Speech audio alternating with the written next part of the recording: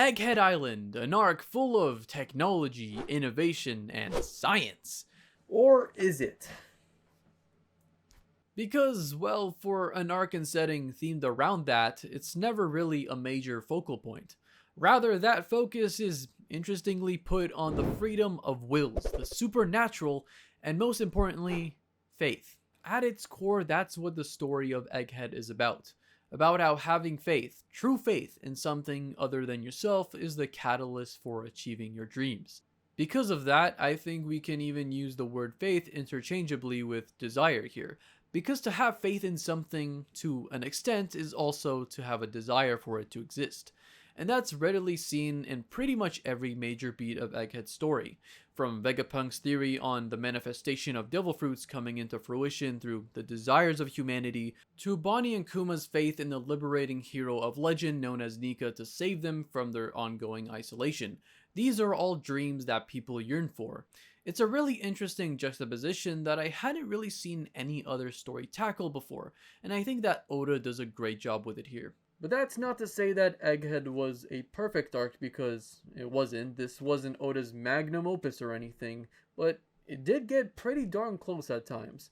So the arc starts off with the crew predictably getting separated, which happens far too often, but you know, it is what it is.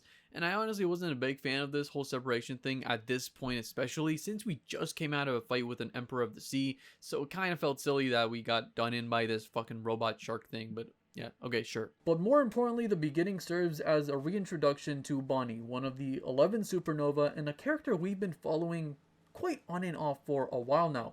The foundations for her story began way back in Sabaody, or pre-time skip I should say, where we see she was crying over the results of the Marineford War.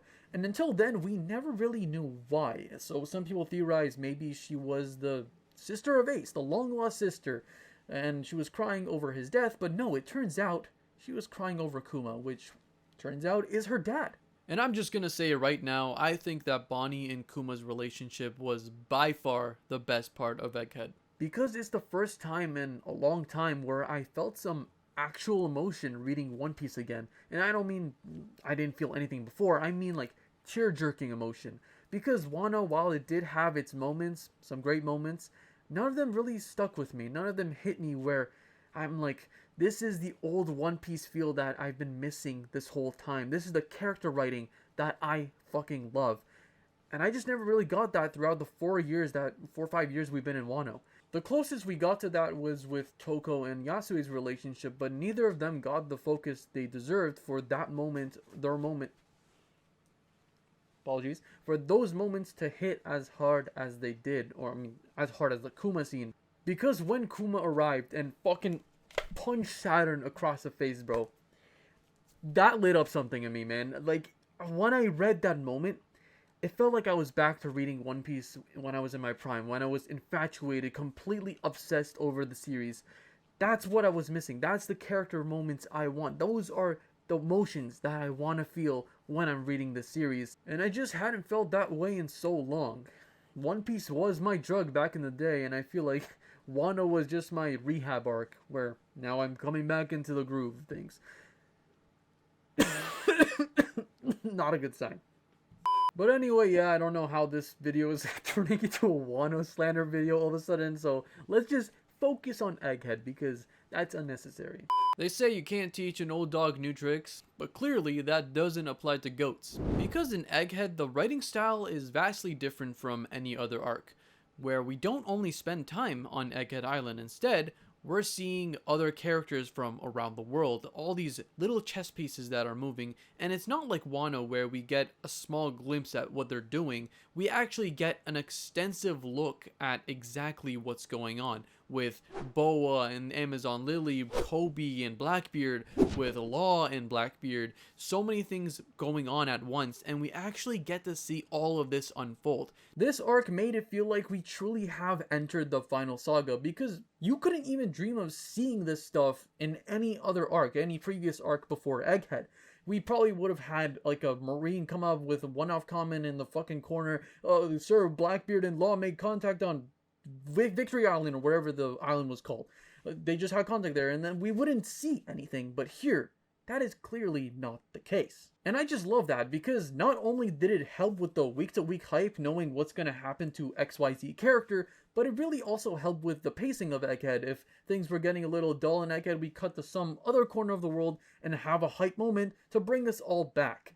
Not that Egghead was boring or anything, but there were some parts of it that weren't as interesting. One of the coolest parts of these segments being the introductions of the Seraphim. To my knowledge, nobody saw this coming. We've been wondering this whole time what the SSG came up with to replace the warlords with, and it turns out it was quite literal. Like, they replaced them just like how my dad replaced me, by making better versions of the old warlords. These ones will actually obey orders, are combined with Lunarian DNA, and have green blood, which lets them use devil fruit powers.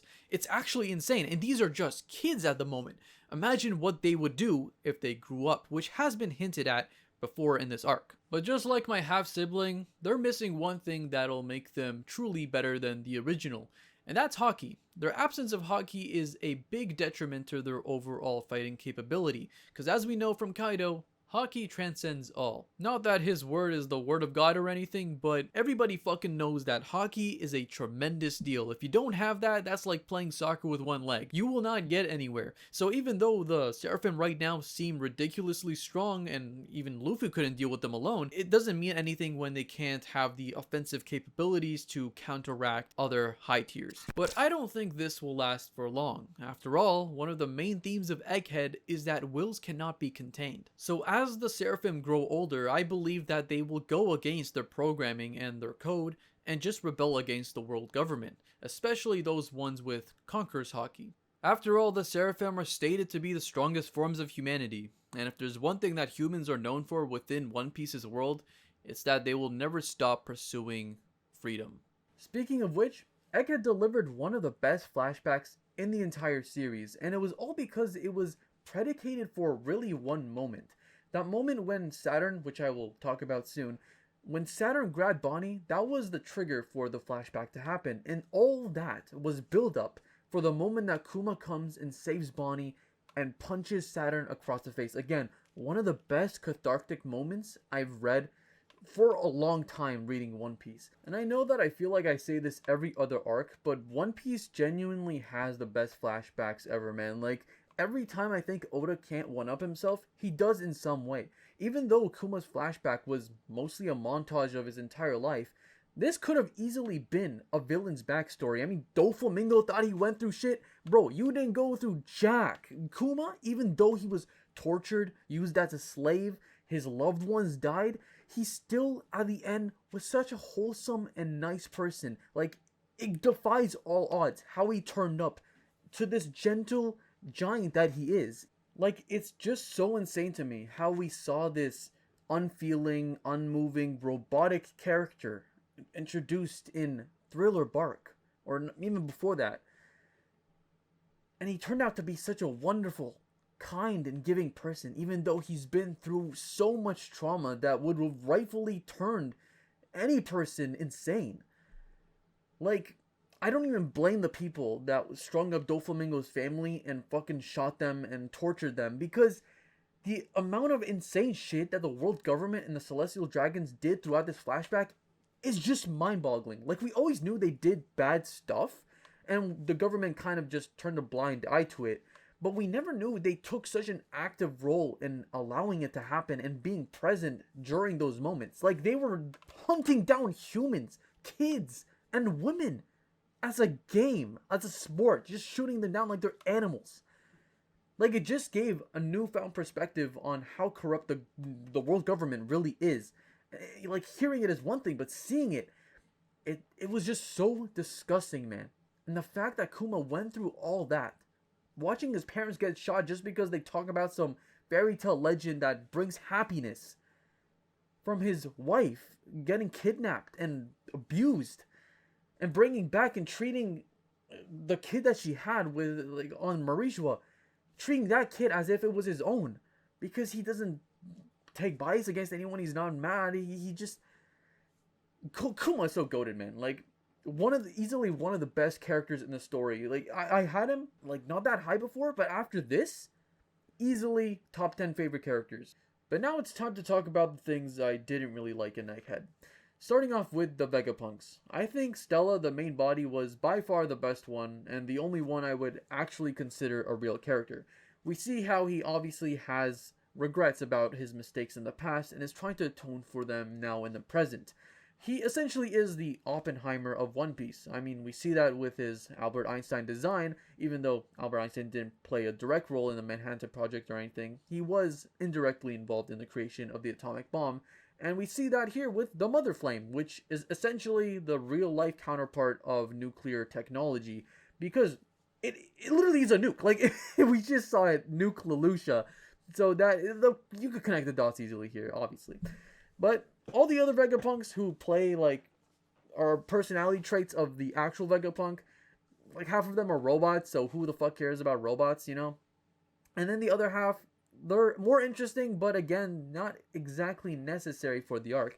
I just don't feel like there was a point to them. I feel like we could have had a lot more focus on other characters instead of having this bloated cast doing basically nothing, running around and just wasting time. And the murder mystery part, it was probably the least interesting part of Egghead in my opinion. So in terms of value for what they delivered to us throughout this arc, I don't think their presence was worth it. Like, if any of them actually died, would anybody be jumping up and down crying? No. Like, I'm not gonna be like, oh no, Edison, no, why did... No. Nobody's gonna fucking care about a robot blowing himself up. You could just rebuild them. And that's basically what happened. They got rebuilt. So, like, their deaths, their sacrifices meant nothing in the first place. What was the point? Literally just to have a plot device that'll blow themselves up and rebuild themselves again because you couldn't find a way out of a situation? Like, I just feel like that's stupid and definitely does not justify their existence. I mean, if you want to find a robot plot device that's done well or better than this, you don't even have to look far. Like, we literally have a giant robot on Egghead Island that's Joy Boy's companion. How insanely cool is that? And he's using his powers, Joy Boy's hockey that was stored up from the past, and using it here in the future.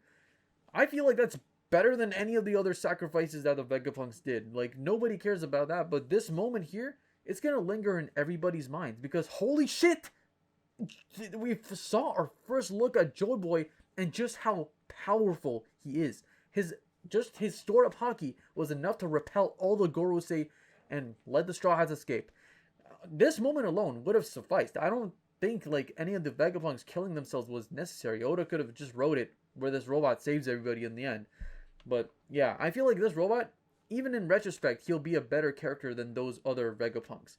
So again, those Vegapunks and their sacrifices, totally unnecessary. My second complaint are the Gorosei. Now don't get me wrong, I think it was insanely cool when they appeared and we had that whole double page spread of Luffy standing in front of all of them in their monstrous demonic forms. However, after that, I feel like it made them look bad because we had so many individual moving parts that the Gorosei never felt like they were as big of a threat as they should have been. And especially since Egghead isn't like most other arcs where we focus a lot on the inhabitants of the island and we connect with the people and their culture, we didn't really have that with Egghead. So I never felt any tension for the people of the island themselves as they evacuated and tried to escape. So if there's no tension amongst the populace, then it would have to be directed towards something or someone else, right? Well, therein lies the problem. There really was nothing else. That thing to direct attention towards doesn't exist. The closest we got to that was when Bonnie was held hostage and nearly killed by Saturn, which is why that moment was so good. But again, after that, there was nothing. The Giants come in to help. Luffy's smiling away in Gear 5. They have full-blown conversations, and all the Vice Admirals are treated like complete jokes. The point is, the tension in the story doesn't match the situation that the characters should be facing. Ironically, the tension the bad guys were facing was much more prevalent, with them needing to find and cut out Vegapunk's broadcast. There was something at stake for them. However, narratively, this isn't very climactic when it should be because the characters we care about are obviously the good guys. Now you could make the argument that the tension was then centered around Vegapunk's message and what's going to be revealed. But that argument fails because there was actually little of substance that was revealed to us as the readers. So what should be an exciting build up towards a reveal that makes you hit the old geez Louise ends up not really delivering really anything. You're just constantly waiting for Vegapunks to say something that'll blow your marbles, but as the chapters go by, the more it feels like you're waiting for Sony to announce the next Bloodborne sequel. Vegapunk just regurgitates the same information that we as readers already knew or have pieced together with the story. I'd argue that the one panel of Joy Boy you got from Edith's flashback was much more hype than anything revealed in the dozen or so chapters of Vegapunk's speech, which, I don't need to tell you, it's a pretty big problem. But the main issue with Egghead isn't that the satellites are poorly written characters, Vegapunk's speech, or even the tension not matching the situation at hand. It's the Gorosei arriving to Egghead in general. And I'll explain partly why, but the main reason why is that it takes away focus from what's supposed to be the main antagonist of the arc, Saturn. Like, actually go to someone, gun to their head, ask them who's their top 5 favorite antagonists of One Piece. Nobody's gonna say Saturn. I guarantee you 99% of the time, nobody will even think of him. You know why? Because the dude is flatter than cardboard. He is such a boring antagonist, and I get there's maybe a thematic reason why that's the case. Oda doesn't want to humanize them and make them seem like this cold, unfeeling, actual, like, non-human entity. But if the trade-off for that is having a fucking rock as an antagonist, Oda can keep his themes, bro. Just make something interesting. There's a reason why Kuma's punch was so satisfying. It's because it had emotional weight behind it. But after that punch, we got that one moment with Luffy and Bonnie hitting Saturn off the ship. But that's just not enough. It didn't feel as satisfying or as cathartic as that Kuma punch. And it's because there wasn't that same level of writing put into his defeat. Saturn, we saw, he's just this punching bag that can keep coming back and back. So him getting thrown off the ship, it didn't mean much because he was this cold, unfeeling being that just didn't give a fuck. Nothing actually fazed him. He never got super angry. He never got super anxious or cried until the moment he was killed off by Emu, of course. And that's why that scene was so good, is because we saw some actual emotion out of Saturn. Just because something is more thematically fitting does not necessarily make it better than if he was, for example, given more depth, given more humanization, because it'll make his defeat all the more profound. Now, of course, I'm not suggesting that he gets some tear-jerking backstory where, 300 years ago I was mistreated by the humans and now I feel utter disgust and contempt for their entire existence, so I'm gonna become the monster they all fear. No, I'm not suggesting some dumb shit like that. I'm just suggesting we get anything, literally anything about his character, something that'll give him just a tiny bit more depth so we understand where he's coming from. We don't even know how his powers work by the end of the arc, and seeing as how he's killed off, we have no more room to really expand on his character in a meaningful way because, well, he's gone, he's not even in the story anymore, so what the fuck is the point of that? Like, I'm really not asking for much here, just show us a bit more about his life, how he got to the position that he is, how he joined the Gorosei, what he thinks about Emu being the king of the world, how he reacted to that situation, how just have him play a more active role in Kuma's backstory. Don't show the after effects of what he did, actually show the process and what he was thinking during that time. He just required a bit more characterization that we sadly didn't get. And I know that characters don't necessarily need that to be good, but there's a difference when there's an actual emotional through line with other characters. So for example, we have Smaug from The Hobbit, who was this big dragon guarding all the treasure and gold in Lonely Mountain. Now, he was a really good antagonist for what he was, yet he didn't exactly have much characterization outside of being this big looming obstacle that the characters had to overcome to achieve that goal. And at the end of the day, that's all he really was. He was just a personification of the dwarves' greed. And so he served his purpose well. He didn't require any characterization, especially since he didn't have any emotional through line with any of the other characters. Yet despite that, he's still one of the most memorable characters of the story. If you ask anybody what's their favorite moment in The Hobbit, somebody is probably gonna say the scene where Bilbo falls into the gold pit and awakens Smaug. I can't say the same about Saturn. There's no scene where he's this big looming threat that everybody's worried about aside from the moment where Bonnie is being held hostage and Kuma comes to save her. But again, that scene is more so for Kuma than it is for Saturn. He's the one looking bad in that situation. Anyway, my point is that if you write an antagonist that is the emotional anchor to a character's story arc, you should have proportional characterization or writing to go alongside that. It'll just make the arc better overall. Stories are all about the antagonist versus the protagonist to begin with. So if you don't have a good dynamic or balance on either side, the whole plot of the arc will suffer in general. Which is a big reason I'm not a fan of the Gorosei arriving, because like I said, it takes away focus, it takes away characterization that could have been allotted to Saturn instead. I gotta say though, I did love the way that he went out for good. His whole life he was calling humans insects, replaceable objects, things that didn't have any value. And in the end, we have him being here squashed like a bug. Emu did not give two rats' asses about him. He went out like the insect that he is, which is quite ironic given what he was saying throughout his whole entire life.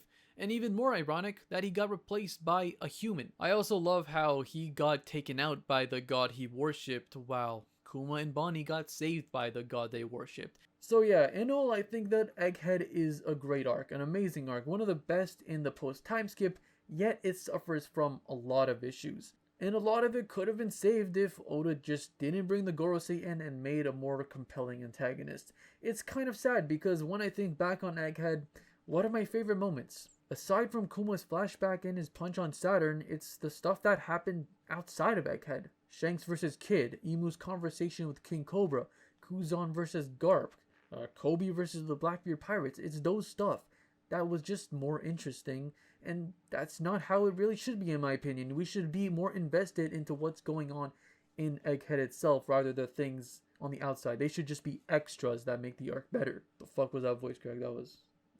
ignore that. Anyway, you get my point. And then there's the whole Elbaf debacle with them bringing Kuma back and Vegapunk back, and everybody's coming back. Yay, sunshines and rainbows down here. Now, assumedly, because it didn't happen yet, but I'm assuming that'll happen, so that retroactively just makes Egghead worse for me because the stakes and yada yada. I don't want to get into it, you guys get what I'm saying. Overall, I still loved Egghead. I don't know if I'm portraying that properly, but I still think it's a great arc. Overall, I give it like an 8 out of 10. It could have been a lot better, but the stuff that it did well, it did amazingly. Kuma's flashback, one of the best moments in the series for me. Kizaru's relationship with Vegapunk. Stella himself, I love Stella. The stuff outside of Egghead, peak fucking fiction, bro. So good. But the antagonist and the other side cast could have been better, aside from Kuma and Bonnie, of course. But yeah, that's about all I have to say about Egghead. I'm looking forward to continuing our Elbaf adventures. So far, I'm loving it, besides that one thing I just mentioned. And yeah, if you liked the video, like it, all that jazz, and I will see you all in the next one. See ya.